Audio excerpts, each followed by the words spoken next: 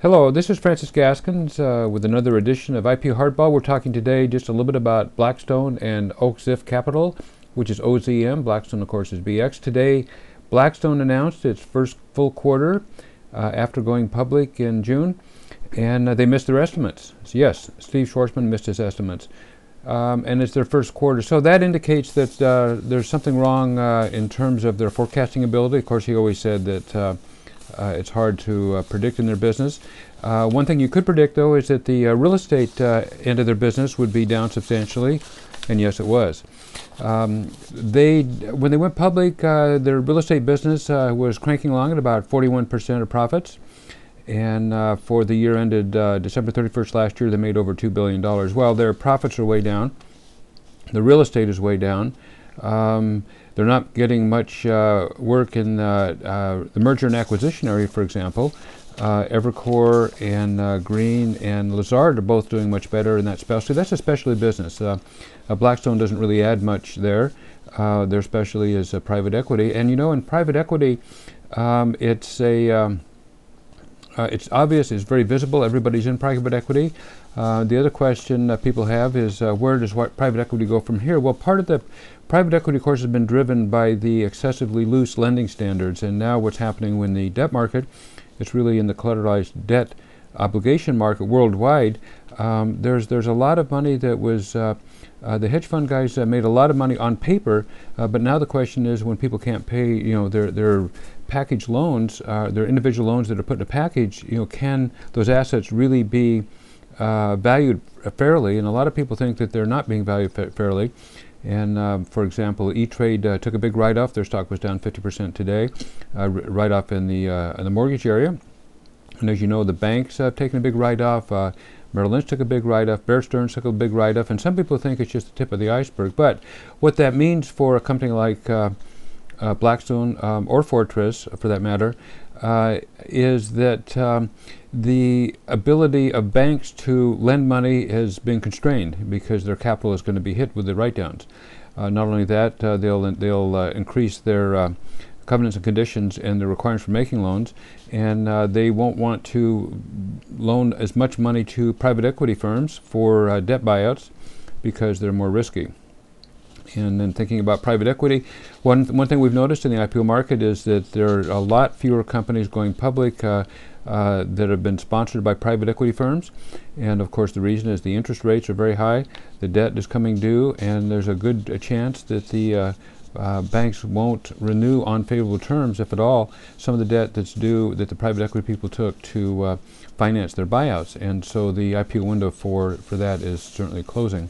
Or at least it is not as active now as it once was.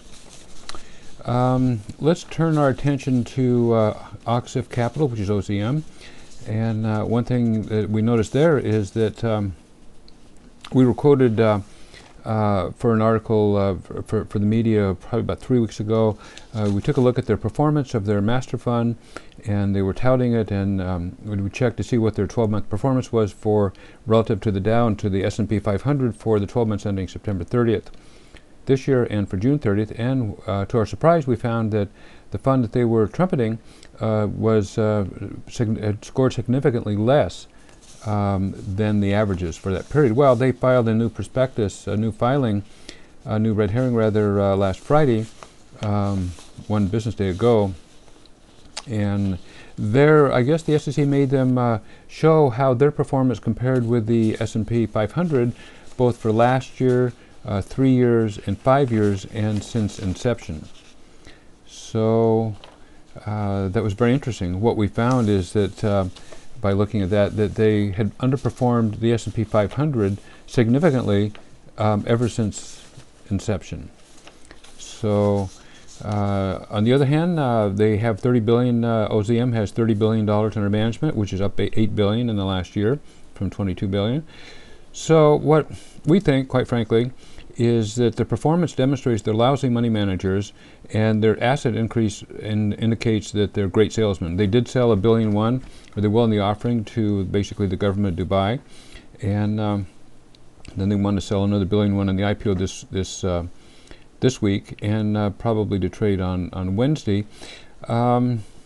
one thing we notice is that OZM wants to be valued at 50% more than the Blackstone group. And one thing that OZM did that we don't think is great is they loaned themselves, they took out a $750 million loan and they paid it all to themselves plus some, so they have a negative price to book value and a negative price to tangible book value, of course. Well, compared to Fortress and Blackstone, it's not good. Both Fortress and Blackstone left money in their management companies. These are all limited partnerships where they want to pay out their earnings to investors. But going back to Blackstone, one comment that Schwartzman and his group made was that that the pricing of assets is more favorable, quote unquote, in this current market. Well, that may be true, but Steve, you have $80 billion under management. I mean, that if the pricing of assets is more favorable in the market going forward, it means that you need to take a write-down for a lot of your current assets, I believe. So it's just something to think about. I think that just illustrates confusion on their part, and I want to make this short for you. So thank you very much for listening. And if you want to go to IPOdesktop.com, send us an email. We'd be happy to provide you with a free complimentary pass for at least 30 days for our IPO Desktop Pass area. Thank you very much for listening. This is Francis Gaskins with IPOdesktop.com.